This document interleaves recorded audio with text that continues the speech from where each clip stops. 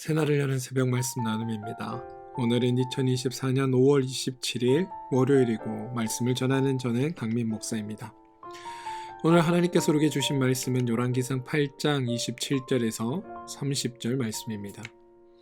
하나님이 참으로 땅에 거하시리이까 하늘과 하늘들의 하늘이라도 주를 용납하지 못하겠거든. 하물며 내가 건축한 이 성전이오리이까. 그러나 내 하나님 여호와여, 주의 종의 기도와 간구를 돌아보시며 이 종이 오늘 주 앞에서 부르짖음과 비는 기도를 들으시옵소서. 주께서 전에 말씀하시기를 내 이름이 거기 있으라 하신 곳 이 성전을 향하여 주의 눈이 주야로 보시오며 주의 종이 이곳을 향하여 비는 기도를 들으시옵소서. 주의 종과 주의 백성 이스라엘이 이곳을 향하여 기도할 때 주는 그 간구함을 들으시되 주께서 계신 곳 하늘에서 들으시고 들으시사 사하여 주옵소서. 열왕기상 8장 27절로부터 30절 말씀이었습니다. 여러분, 오늘 말씀은 열왕기상 8장 27절부터 30절 말씀만 읽었지만 열왕기상 8장 21절부터 53절까지 말씀 전체를 본문으로 합니다. 이 53절까지 말씀을 읽어봐 주시고 그 이후에 나오는 솔로몬의 축복과 나머지 말씀들도 여러분 함께 읽어봐 주시기를 부탁드립니다. 열왕기상 8장에서 가장 긴 솔로몬의 기도가 오늘 읽은 이 본문의 이야기 중에 일부입니다. 솔로몬의 기도를 들으시면서 솔로몬의 강조점이 어디 있는가를 여러 번 분별해 보시고 솔로몬의 강조점이 과연 하나님께서 말씀하신 그 말씀과 같은지 또는 그의 말씀과는 다른 이야기를 강조하고 있는지도 분별해 보시기 바랍니다. 만약 솔로몬이 한 이 긴 기도가 여호와의 말씀과 같다면 솔로몬은 바른 기도를 한 것일 거고, 만약 솔로몬의 기도가 여호와의 말씀과 다르다면 솔로몬은 하나님과 무관한 기도를 드린 것과 마찬가지라는 사실을 기억하시고 말씀을 따라와 주시길 부탁드립니다. 기도의 서문에 해당하는 게 바로 오늘 읽은 8장 27절로부터 30절입니다. 하나님이 참으로 땅에 거하시리이까 하늘과 하늘들의 하늘이라도 주를 용납하지 못하겠거든.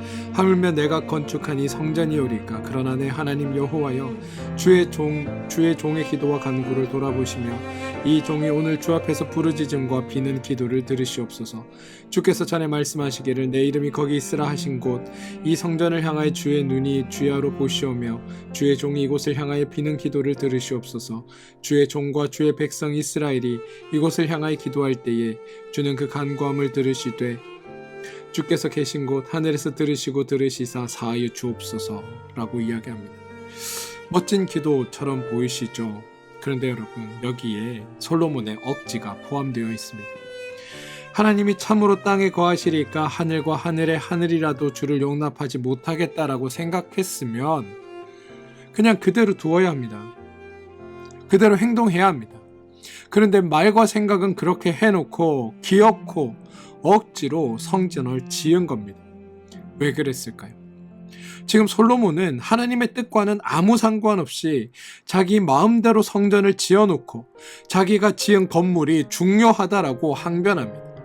그래서 그 건물에서 기도하면 들어주어야 한다고 우겨대는 억지를 피웁니다. 뿐만 아니라 그 성전을 향하여 기도해도 하나님은 들으셔야 한다라고 지금 억지를 부리고 있다는 겁니다. 하나님은 솔로몬에게 하나님의 말씀을 들을 것을 기대하셨습니다. 그런데 지금 솔로몬은 하나님이 자기의 기도를 들어주실 것을 요구하고 있다는 겁니다. 이 차이가 여러분들에게도 보이길 소망합니다. 오늘 솔로몬이 기도하는 기도의 구체적인 내용은 여러분 7가지입니다. 이스라엘이 장차 당할 수 있는 어려움이나 곤란한 상황을 설명하고 그때 자신들을 도와주기를 바라는 그 근거를 제시합니다. 그래서 비슷한 패턴의 기도가 7번 반복됩니다. 첫 번째는 31절인데요. 만일 어떤 사람이 그 이웃에게 범죄함으로 맹세시킴을 받고 그가 와서 이 성전에 있는 주의 제단 앞에서 맹세하거든입니다. 강조점이 어디에 있냐면 이 성전에 있는 주의 제단 앞에서, 여기가 강조입니다. 33절입니다. 만일 주의 백성 이스라엘이 주께 범죄하여 적국 앞에 패하게 되므로 주께로 돌아와서 주의 이름을 인정하고 이 성전에서 주께 기도하며 간구하거든입니다. 여기에 강조점은 이 성전에서와 주께 기도하며 간구하거든, 이게 강조점입니다. 세 번째는 35절입니다. 만일 그들이 주께 범죄함으로 말미암아 하늘이 닫히고 비가 없어서 주께 벌을 받을 때에 이곳을 향하여 기도하며입니다. 여기서 강조점은 이곳을 향하여 기도하며의 강조점이 찍혀 있습니다. 네 번째는 37절입니다. 만일 이 땅에서 기근이나 전염병이 있거나 곡식이 시들거나 깐부기가 나거나 메뚜기나 황충이 나거나 적국이 와서 성읍을 에워싸거나 무슨 재앙이나 무슨 질병이 있든지 막론하고 한 사람이 혹 주의 백성 이스라엘이 다 각각 자기의 마음의 재앙을 깨닫고 이 성전을 향하여 손을 펴고 무슨 기도나 무슨 기도를 간구하거든입니다. 강조점은 이 성전을 향하여 무슨 기도나 무슨 간구를 하거든, 이게 강조점입니다. 다섯 번째는 41절입니다. 또 주의 백성 이스라엘에 속하지 아니한 자, 곧 주의 이름을 위하여 먼 지방에서 온 이방인이라도 그들이 다 주의 크신 이름과 주의 능한 손과 주의 펴신 팔의 소문을 듣고 와서 이 성전을 향하여 기도하거든입니다. 여기에 강조점도 이 성전을 향하여 기도하거든에 있습니다. 여섯 번째 44절입니다. 주의 백성이 그들의 적국과 더불어 싸우고자 하여 주께서 보내신 길로 나아갈 때에 그들이 주께서 택하신 성읍과 내가 주의 이름을 위하여 건축한 성전이 있는 곳을 향하여 여호와께 기도하거든입니다. 여기에 강조점도 내가 주의 이름을 위하여 건축한 성전과 또 기도하거든입니다.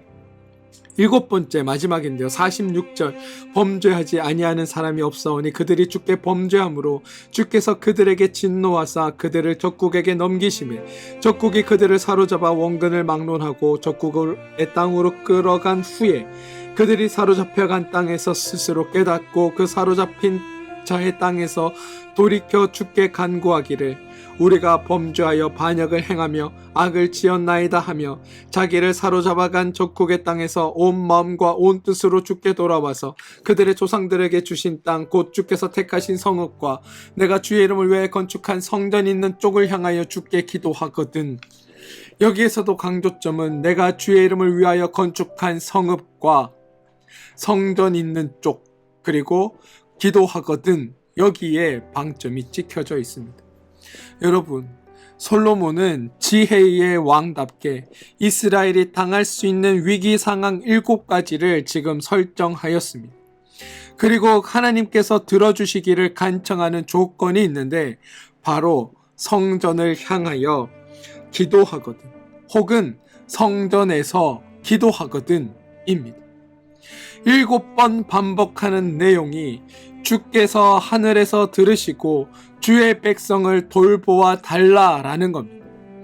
구구절절 너무나 간절하고 또 신앙적인 것처럼 보입니다. 온전히 하나님을 의지하고 모든 것을 하나님께 구하는 듯한 매우 신실한 기도처럼 보입니다. 그런데 여러분, 솔로몬이 강조하는 건 자신의 지은 성전에서 기도할 때 또는 자신이 지은 성전을 향해 기도할 때 하나님께서 기도를 들어주셔야 한다 입니다. 지금 자신이 지은 성전을 어떻게든 부각시키려 하는 솔로몬의 욕심이 이 기도문 속에 포함되어 보여진다는 겁니다. 솔로몬은 자신이 성전을 지었기에 어떻게든 이 성전의 의미를 부각할 필요가 있었습니다. 그래서 내세운 것이 성전을 향해 기도하거든 혹은 성전에서 기도하거든입니다. 여러분, 당시 다른 이방 종교들, 그러니까 다른 나라를 믿는 그 나라들의 신을 섬기는 대부분의 종교의 특징은 어떤 특별한 장소를 신령한 곳으로 지정하고 그것을 향해 기도하거나 그곳에서 제의를 드려서 그것 종교 행위를 행함으로 말미암아 그 신이 그 제의와 그 기도 가운데 응답하다고 믿는 게 일반 주변의 이방신들의 종교적 행태였습니다. 다시 말해 성전을 향해 기도한다 혹은 성전에서 기도하는 건 이방신들이 이방 종교의 사람들이 자기네 신을 믿는 방식이었다는 겁니다. 그런데 여러분, 성경은 하나님은 어디에 매여 계신 분이 아니라고 선언합니다. 자유롭게 이스라엘 백성들 사이를 다니시며 그들을 배불리 먹이신다고 선언하는 것이 성경의 하나님입니다. 솔로몬 스스로도 하나님이 참으로 땅에 거하시리이까 하늘과 하늘들의 하늘이라도 주를 용납하지 못하겠거든 하물며 내가 건축한 이 성전이오리까 라고 이야기하며 하나님을 성전에 메어놓을 수 없다라고 이야기합니다. 실제로 솔로몬도 그렇게 생각했습니다. 그럼에도 불구하고 솔로몬은 자신의 이익과 자신이 스스로 하고자 한 행위에 대한 과시욕 때문에 이 성전을 부각시키면서 그곳에 종교적인 힘을 불어넣고 있는 것입니다. 뿐만 아니라 성전과 왕궁을 한꺼번에 같은 곳에 배치함으로 말미암아 솔로몬 왕이 거하는 그곳이 이스라엘의 구심점 역할로 부각되었다는 겁니다. 이 말은 다시 말하면 이스라엘의 중심이 되어야 할 게 하나님이 아니라 솔로몬 왕 혹은 솔로몬 왕 이후에 이스라엘을 다스릴 그 자가 이스라엘의 왕이 이스라엘의 중심이 되는 결과를 불러오게 된다는 겁니다. 지금 솔로몬은 자신이 거하는 곳을 정치적이고 정치적이며 종교적인 중심지로 설정하고 이스라엘을 자신을 중심으로 모으려 하는 것에 하나님의 이름을 이용하고 있는 게 지금 솔로몬의 실정입니다. 이는 이미 알려주신 하나님의 뜻과 솔로몬의 기도를 비교해보면 더욱더 분명하게 그 뜻이 드러납니다. 여러분, 하나님께서는 하나님의 다스림을 받을 유일한 방법, 하나님 안에서 하나님의 돌보심과 도움 속에 하나님의 인도하심과 축복 속에 살아갈 단 한 가지를 이미 우리 가운데 언급하신 적이 있으십니다. 그리고 여기엔 고난을 벗어나는 방법도 함께 포함되어 있습니다. 바로 신명기 30장입니다. 이 신명기 30장은 우리가 읽는 성경에는 소제목으로 복받는 길이라는 제목이 달려 있습니다. 이 신명기 30장을 여러분 꼭 한번 읽어봐 주시길 부탁드립니다. 신명기 30장 1절에는 문제 상황이 주어지는데요. 내게 진술한 모든 복과 저주가 내게 임함으로 내가 내 하나님 여호와로부터 쫓겨간 모든 나라 가운데서 이 일이 마음에서 기억이 나거든입니다. 여기에서 언급한 모든 저주가 내게 임함으로가 솔로몬이 제시한 7가지의 상황을 포함하고 있습니다. 그리고 2절부터 여러분 해결 방식이 등장하는데요. 너와 내 자손이 내 하나님 여호와께로 돌아와 내가 오늘 너에게 명령한 것을 온전히 따라 마음을 다하고 뜻을 다하여 여호와의 말씀을 청종하면 내 하나님 여호와께서 마음을 돌이키시고 너를 긍휼히 여기사 포로에서 돌아오게 하시되 내 하나님 여호와께서 흩으신 그 모든 백성 중에서 너를 모으시리니 내 쫓겨간 자들이 하늘가에 있을지라도 내 하나님 여호와께서 거기서 너를 모으실 것이며 거기서 너를 이끄실 것이라 라고 이야기합니다. 여러분 한번 보시기 바랍니다. 하나님은 시내산에서 여호와의 영광으로 임하신 후에 시내산을 향하여 기도하면 내 그 기도 가운데 응답하겠다라고 말씀하신 적이 없습니다. 하나님은 성막을 지으라고 하신 후에 성막을 향하여 너희가 기도하면 이라고 말씀하신 적이 없으십니다. 하나님은 특정한 장소에서 기도하면 더 잘 응답하신다라고 말씀하지 않으셨고 더 나아가 하나님은 너희가 기도하면이라고 기도를 수단과 방법으로 제시하신 적도 없으십니다. 창세기부터 여호수아까지를 통해 하나님이 계시하면서 토라 또는 율법 또는 계명이나 규례를 주셨는데 그곳에 기도가 방법으로 언급된 적은 단 한 번도 등장하지 않습니다. 오늘 솔로몬은 성전을 향하여 기도하면 혹은 성전에서 기도하면 하나님이 들어주셔야 한다라고 생떼를 쓰고 있지만 하나님이 제시하신 방법은 하나님의 말씀을 온전히 따라 행하는 것에 방점이 찍혀 있음을 알아야 합니다. 지금 솔로몬은 이스라엘 백성들의 신앙을 위해 기도하라는 좋은 방식을 제안하고 있는 게 아닙니다, 여러분. 오히려 솔로몬은 하나님도 언급하지 않는 이방인들의 종교 방식을 끌어들여서 하나님의 말씀을 왜곡시키고 있는 겁니다. 사랑하는 성도 여러분, 하나님께서 신명기에서 강조하신 것은 예배나 찬양이나 기도나 예물과 같은 어떤 일체의 종교 행위가 아닙니다. 그것이 아니라 우리를 위해 알려주신 하나님의 말씀을 온전히 따라 행하는 것, 하나님의 뜻을 알고 하나님의 방식을 알고 하나님의 마음을 알고 하나님께서 원하시는 것들, 하나님이 뜻하는 일들을 우리가 행하여 실행하는 것, 그것이 하나님께서 우리에게 제시하시는 복을 받는 방법이고 모든 고난에서 벗어나는 방법이라고 성경은 우리에게 얘기하고 있는 겁니다. 다시 말해 하나님을 주인으로 삼고 그분의 뜻을 따르는 게 하나님의 방식이라는 겁니다.